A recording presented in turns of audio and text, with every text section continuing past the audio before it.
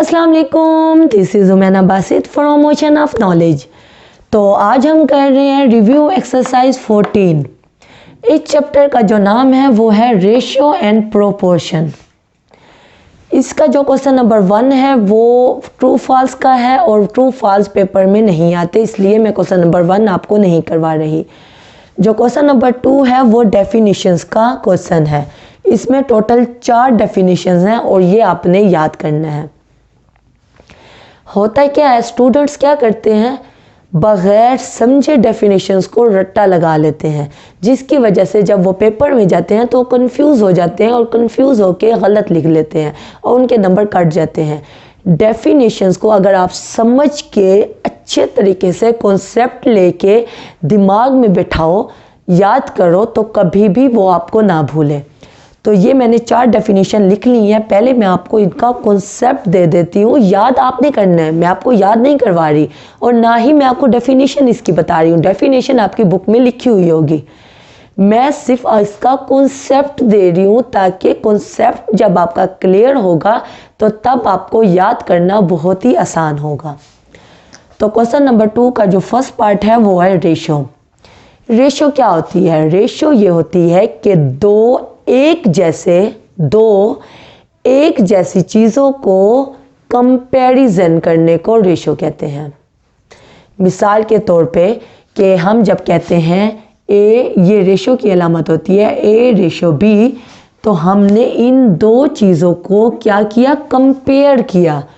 दो एक जैसी चीज़ों को ये नहीं हो सकता कि ए सेंटीमीटर में हो और बी मीटर में हो और फिर हम रेशो ले लें, ऐसा नहीं हो सकता। अलाइक यानी एक जैसी दो चीज़ों को अगर हम कंपेयर कर रहे हैं तो उसको रेशो कहा जाता है। आप इसकी डेफिनेशन इस तरह भी लिख सकते हो, comparison of two alike. Comparison of two alike is called ratio, यानी किसी एक जैसी दो वैल्यूज को comparison of two alike values, यानी दो एक जैसी वैल्यूज का जो कंपैरिजन है is called ratio. And ratio is denoted by, आप उसके आगे अगर लिखना चाह रहे हो तो ये भी कह रहे हो, रेशो को इस तरह हम डिनोट करते हैं। ठीक है, तो ओके, इसका जो पार्ट 2 है वो है प्रोपोर्शन। प्रोपोर्शन क्या है? प्रोपोर्शन वैसे तो इसको कहते हैं, ये जो डबल रेशो लगा हुआ होता है, तो प्रोपोर्शन क्या है, इक्वलिटी ऑफ, क्योंकि प्रोपोर्शन की जगह पे हम इक्वल लगा देते हैं। ऐसे होता है ए रेशो बी, फिर डबल रेशो लगा हुआ होता है, फिर लिखा हुआ होता है सी रेशो डी, ऐसे ही है ना। तो इस चीज़ को प्रोपोर्शन कहते हैं। तो हम क्या कहेंगे, फिर हम इस तरह भी लिख लेते हैं A ratio B equal to C ratio D, ऐसे लिख लेते हैं ना।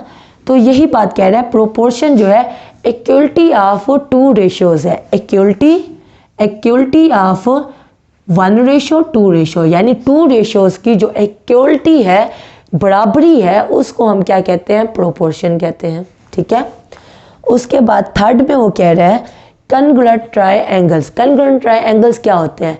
कॉन्ग्रुएंट ट्रायंगल्स वो ट्रायंगल होते हैं जिनके, मिसाल के तौर पे 2 ट्रायंगल मैंने बना लिए, ये मैंने 2 ट्रायंगल बना लिए। अब इनके जो करस्पॉन्डिंग साइड्स हैं, यानी कि ये वाली साइड इसके सामने करस्पॉन्डिंग, यानी कि सामने वाली बिल्कुल अपोजिट, ठीक है ना।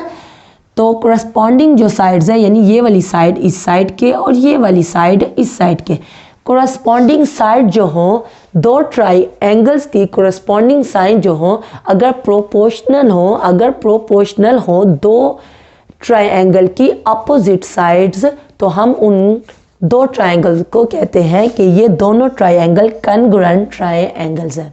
ठीक है, तो उसके बाद जो 4th डेफिनेशन है वो है सिमिलर। कॉन्ग्रुएंट ट्रायंगल की जो हम साइन यूज़ करते हैं वो ये वाला यूज़ करते हैं। ठीक है ना, अगर 2 ट्रायंगल कॉन्ग्रुएंट है तो हम कहेंगे 2 ट्रायंगल्स इज कॉन्ग्रुएंट। कॉन्ग्रुएंट के लिए हम ये शो करेंगे कि अगर दोनों की कोरस्पॉन्डिंग साइड्स क्या है, प्रोपोर्शनल है। इसी तरह 4th को देखें, सिमिलर ट्रायंगल। सिमिलर ट्रायंगल के लिए जो साइन यूज़ होता है वो जस्ट यही यूज़ होता है। ठीक है, और सिमिलर ट्रायंगल वो साइड ट्रायंगल्स हैं जिनकी अपोजिट साइड जो है वो प्रोपोर्शनल भी हों और उनके जो एंगल्स हैं वो भी क्या हों, इक्वल हों, तो उनको हम कहते हैं कि वो सिमिलर ट्रायंगल्स हैं, सेम ट्रायंगल्स हैं। ठीक है, तो मैंने आपको कॉन्सेप्ट दे दिया है। अब आपकी बुक में जो डेफिनेशन लिखी हुई है, अब अगर आप उनको याद करोगे कॉन्सेप्ट लेके तो आपको कभी भी नहीं भूलेगा। तो क्वेश्चन नंबर 2 आपका हो चुका है। अब हम चलते हैं क्वेश्चन नंबर 3 की तरफ।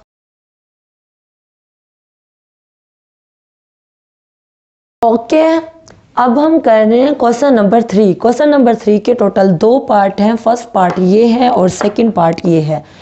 मैंने पहले ही लिख लिया है ताकि आपका टाइम ज़ाय ना हो मेरे लिखने में। तो वो कह रहा है इन ट्रायंगल LMN, ये ट्रायंगल बनी हुई है बुक में LMN, और फिर वो कह रहा है कि जो MN है, MN जो है वो पैरेलल है PQ के। ज़ाहिर बात हमें नज़र आ रहा है पैरेलल क्या होता है, बिल्कुल सामने ही। पैरेलल वो दो लाइनें होती हैं, वो दो लाइनें होती हैं जो कभी भी आपस में नहीं मिलती, क्योंकि एक ही सिमत में जो दोनों जा रही होती हैं। ऐसे ही है ना, एक ही सिमत में दोनों जा रही हैं। जैसे दो रोड्स होते हैं, एक फासले पे जा रहे हैं तो वो एक ही फासले पे जाते रहेंगे, वो कभी भी मिलेंगे नहीं। ठीक है, तो उसने कहा कि MN जो है वो पैरेलल है PQ के, और ये ट्रायंगल भी हमें दे दी है। और फिर उसने कहा है जो पार्ट फर्स्ट है वो है इफ़ LM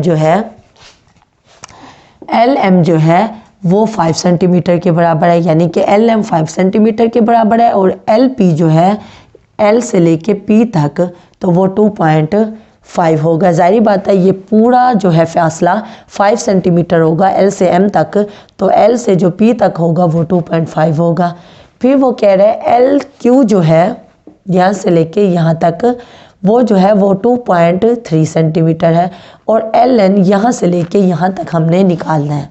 बहुत ही सिंपल है, इसमें उसने पूरी साइड भी दे दी है और आधी साइड भी दे दी है। इस साइड पे उसने आधी साइड दे दी है और पूरी साइड हमने निकालनी है। तो हमने लिखा क्योंकि सोल्यूशन में जो LM है ओवर LP है, यानी LM को एस LM पूरे को हमने डिवाइड किया है LP पे, यहाँ से लेके यहाँ तक। उसने क्या इक्वल है LN ओवर LQ। बड़ा ही आसान है, यानी इस पूरी साइड को LM को हमने डिवाइड किया है LP पे, फिर हमने कहा वो इक्वल है LN, यानी कि पूरी साइड डिवाइड हो गई LQ पे, पूरी साइड डिवाइड हो गई LQ पे। हमने कहा ये दोनों साइड्स बराबर हैं। ठीक है, हमें पता है। तो क्योंकि LM की वैल्यू भी हमें गिवन है और LP की वैल्यू भी हमें गिवन है और LQ की वैल्यू भी हमें गिवन है 2.3, तो ये हमने वैल्यूज़ पुट कर दी। LN को वैसे ही रहने दिया। 2.5 के साथ 2.3 यहाँ डिवाइड हो रहा है, इधर जाके मल्टीप्लाई हो जाएगा, इक्वल है यहाँ 2.5 जो है ये पॉइंट है, सॉरी 2.5 इधर मल्टीप्लाई हो जाएगा। LN वैसे ही आ रहा है, LN को इधर लेके आएंगे, इधर लेके नहीं आएंगे, इसको इस तरह हम लिख सकते हैं 2.5। पहले हम जैसे यहाँ 2.3 पहले लिखा हुआ है तो हम लिख लेते हैं 2.5 LMN equal to 5 multiply by 2.3 not 23। तो ये हमने पहले लिख लिया, इसको हमने बाद में लिख लिया। 2.5 LN से क्या हो रहा था, मल्टीप्लाई उधर जाके डिवाइड हो गया। अब इन दो को मल्टीप्लाई किया, इस पर डिवाइड किया तो हमारे पास वैल्यू आ गई 4.6 सेंटीमीटर। तो यानी कि ये यहाँ से यहाँ तक जो फासला था वो 2.3 था। तो अब हमने पूरे का फासला निकाला, LN का फासला निकाला, वो क्या आ गया 4.6 पूरे का। बस इसी तरह सेकंड पार्ट में उसने हमें LM की वैल्यू दी है 6 सेंटीमीटर, LQ की वैल्यू दी है 2.5, QN की वैल्यू दी है 5 सेंटीमीटर, और LP हमने निकालना है। बहुत ही आसान है, उसने हमें ट्रायंगल पहले ही दे दी है। LN जो है हम कहते हैं जो LN है, L से लेके जो N तक का जो फासला है वो किसके बराबर है, LQ प्लस QN।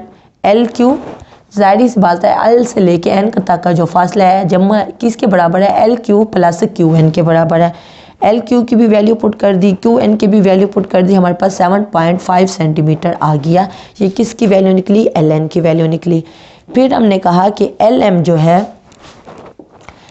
जो है ओवर LP यानी L M over L P, जैसे हमने पार्ट फर्स्ट में किया, is equal to L N over L Q, यही हमने लिख लिया। जैसे हमने यहाँ किया वही काम हमने यहाँ कर दिया। अब हमने क्या किया, तमाम वैल्यूज़ पुट कर दी हैं, सिर्फ एल पी को छोड़ के बाकी तमाम वैल्यूज़ पुट कर दी हैं।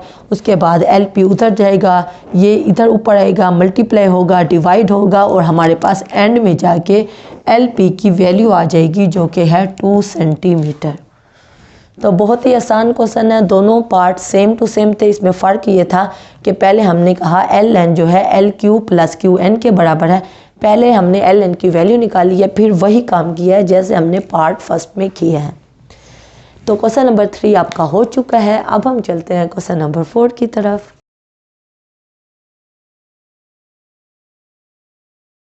ओके, अब हम कर रहे हैं क्वेश्चन नंबर 4।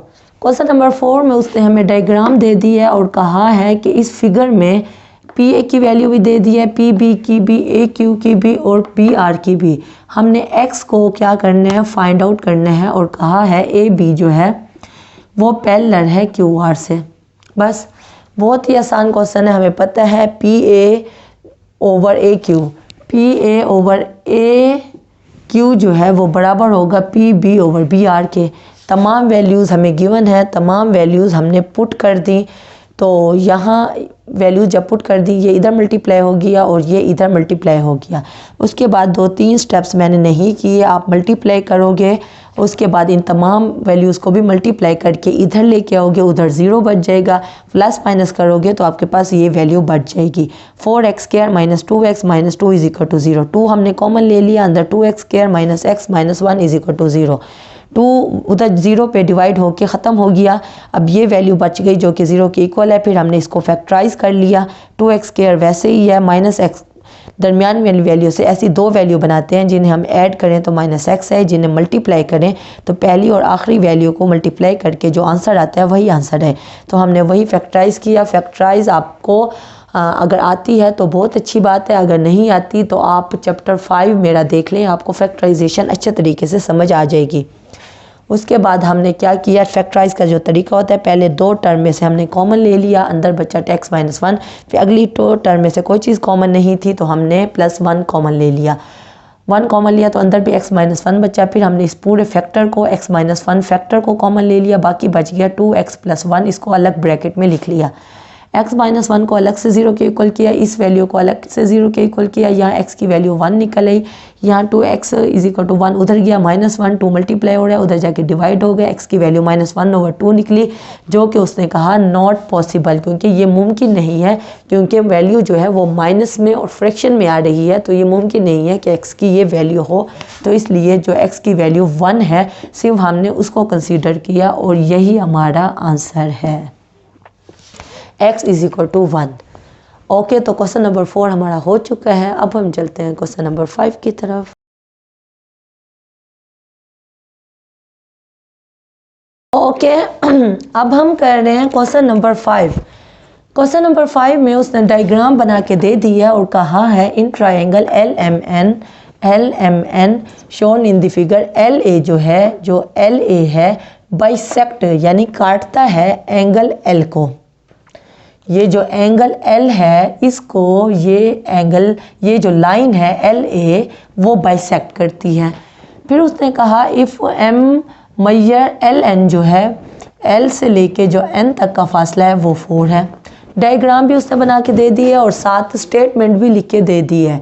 MLM जो है L से लेके M तक का जो फासला है वो 6 है और MN का जो फासला है M से लेके N तक का जो फासला है वो 8 है।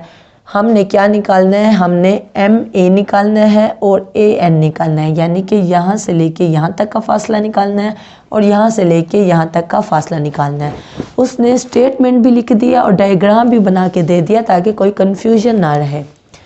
अब सॉल्यूशन में हम लिखेंगे, क्योंकि हमें पता है जो MA है, M से लेके जो A तक का फासला है उनको अगर ऐड करो A से लेके N तक से तो वो बराबर होता है MN के। जाहिर सी बात है, इस फासले को अगर हम ऐड करें इस फासले से तो वो किसके बराबर होगा, इस पूरे फासले से, और यही बात उसने लिखी हुई है। फिर उसने ए एन को इधर ही रहने दिया है, जो एम ए वाली थी उसको उधर लेके गए, यहाँ प्लस का साइन है, उधर जाके माइनस का साइन हो जाएगा, और एम मैयर एम एन जो है वो वैसे पहले से मौजूद है। क्योंकि एम एन का उसने हमें फासला बता दिया है, इस पूरे का जो फासला है वो 8 है, तो इसकी जगह पे हमने 8 पुट कर दिया है। ये अभी हमें फासला नहीं पता, तो इसको हमने यहीं स्टॉप करके इसको 1 का नाम दे दिया, यहीं स्टॉप कर दिया और इसको 1 इक्वेशन 1 का नाम दे दिया।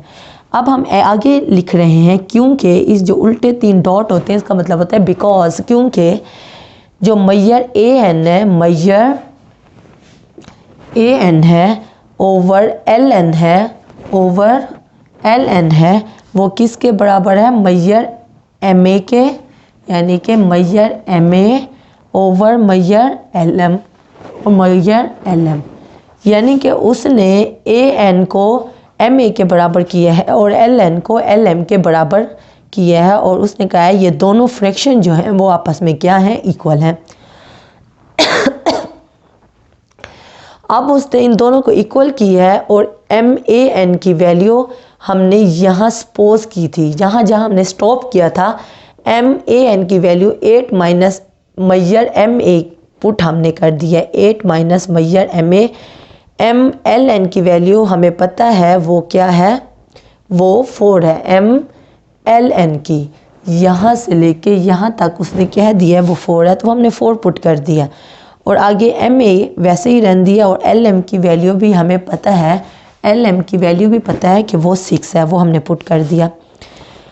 अब आगे हमने क्या किया, 6 को इधर मल्टीप्लाई कर दिया और इस 4 को इधर जाके मल्टीप्लाई कर दिया, और इसको मैंने पहले लिख लिया, इस वैल्यू को मैंने बाद में लिख दिया, इससे कोई फ़र्क नहीं पड़ता।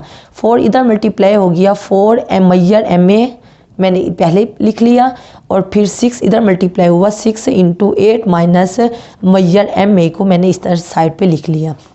अब 6 को मल्टीप्लाई करेंगे, पहले 8 के साथ मल्टीप्लाई करेंगे तो 48 आएगा, 6 को मैयर एम ए से मल्टीप्लाई करेंगे तो -6 मैयर एम ए आ जाएगा। उसके बाद यहाँ जगह ख़त्म हो गई थी तो मैंने आगे यहाँ लिख लिया 4 मैयर एम ए प्लस 4 मैयर, तो इसको हम इधर लेके आए, ये जो माइनस वाला वैल्यू थी इसको हम इधर लेके आए तो वो आ गया +6 mayor M A is equal to 48। ठीक है, अब इन दो को हमने ऐड कर दिया, यहाँ 4 मैयर एम ए है, यहाँ 6 मैयर एम ए है, तो ये जमा होके हो गया 10 mayor M A is equal to 48। 10 यहाँ क्या हो रहा था, मल्टीप्लाई हो रहा था, उधर जाके डिवाइड हो जाएगा, 10 और 48 आपस में कट जाएंगे, हमारे पास वैल्यू जो बचेगी 2 पे कटेंगे तो बन जाएगी 24/5। ये हमारे पास मैयर एम ए की वैल्यू आ गई।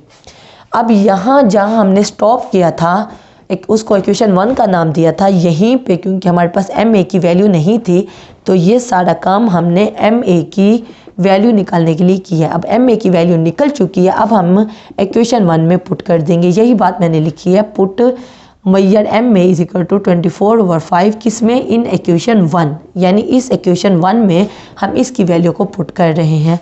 तो मैयर ए एन की वैल्यू हो जाएगी 8 माइनस इसकी वैल्यू अभी हमने निकाली है 24/5 निकाल लिया। अब यहाँ 1 होता है, एलसीएम जैसे लेते हैं, यहाँ 5 है, यहाँ 1 है, 5 ले लेंगे, 5 को 1 पे डिवाइड करेंगे, 5 आ जाएगा, 5 को 8 से मल्टीप्लाई करेंगे 40 आएगा। जैसे एलसीएम लेने का तरीका है, बीच में माइनस है तो माइनस आ जाएगा, 5 को 5 पे डिवाइड करेंगे 1 आएगा, 1 को 24 से मल्टीप्लाई करेंगे 24 आ जाएगा, 40 माइनस 24 16 आ जाएगा, 16/5 सेंटीमीटर। ये हमारा जवाब है एम ए एन का। ठीक है, तो हमने दोनों वैल्यूज़ निकाली, एक वैल्यू एम ए निकाल ली, ये हमने निकाल लिया, और ए एन हमने ये निकाली, हमने दोनों वैल्यूज़ निकाली और यही हमारा आंसर है। तो क्वेश्चन नंबर 5 आपका हो चुका है। अब हम चलते हैं क्वेश्चन नंबर 6 की तरफ।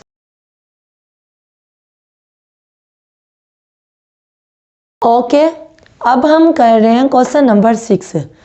क्वेश्चन नंबर 6 बहुत ही सिंपल और छोटा सा क्वेश्चन है। पहले मैंने सोचा नहीं करूँ, फिर मैंने देखा कि ये स्मार्ट सिलेबस में शामिल है तो मैंने सोचा आपको करवा दूँ, क्योंकि कभी कभी छोटे से क्वेश्चन पे हम फंस जाते हैं और हमारे नंबर कट जाते हैं, तो मैं नहीं चाहती आपके नंबर कटे। तो क्वेश्चन नंबर 6 में उसने कहा है इन आइसोसेलेस ट्रायंगल PQR, एक ट्रायंगल उसने दे दी है और कहा है इसमें आपने x और y आपने फाइंड आउट करना है। डायग्राम भी उसने बना के दे दी है। हमें पता है कि जो आइसोसेलेस ट्रायंगल होती है, तो क्योंकि P Q R isosceles triangle है, इसमें जो पी आर है वो पी क्यू के बराबर है। आइसोसेलेस ट्रायंगल में क्या होता है, दो साइड्स इक्वल होते हैं, तो इसका मतलब है कि जो पी क्यू है वो बराबर है पी आर के।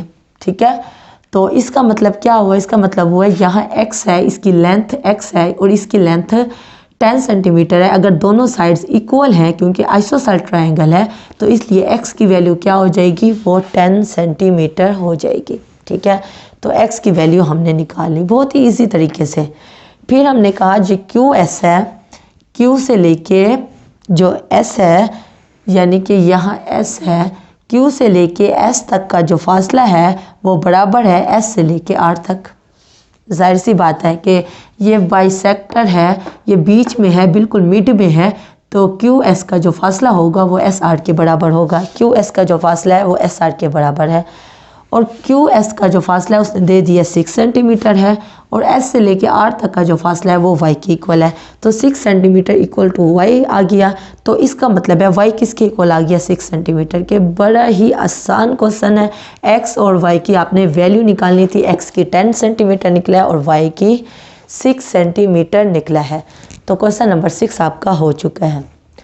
तो रिव्यू एक्सरसाइज 14 आपकी कंप्लीट हो गई है। मैंने बड़ी डिटेल से आपको एक्सरसाइज करवाई है। उसके बावजूद अगर कोई क्वेश्चन हो, कोई कन्फ्यूजन हो, कोई मसला हो, तो आप नीचे कमेंट बॉक्स में मुझसे पूछ सकते हैं, मैं उसका डेफिनेटली फौरी जवाब दे दूँगी। तो अगर आप मेरी वीडियो पे नए हैं तो मेरी वीडियो को ज़रूर लाइक करें और मेरे चैनल को ज़रूर सब्सक्राइब करें। और उसके अलावा अगर आपको लगता है कि कोई और चैप्टर मैं आपका शुरू करवाऊं जो अभी तक मैंने नहीं करवाया, तो आप मुझे कमेंट बॉक्स में कह सकते हैं, मैं वही चैप्टर शुरू करवा दूंगी। तो फिर मिलते हैं नए लेक्चर के साथ। अल्लाह हाफिज़।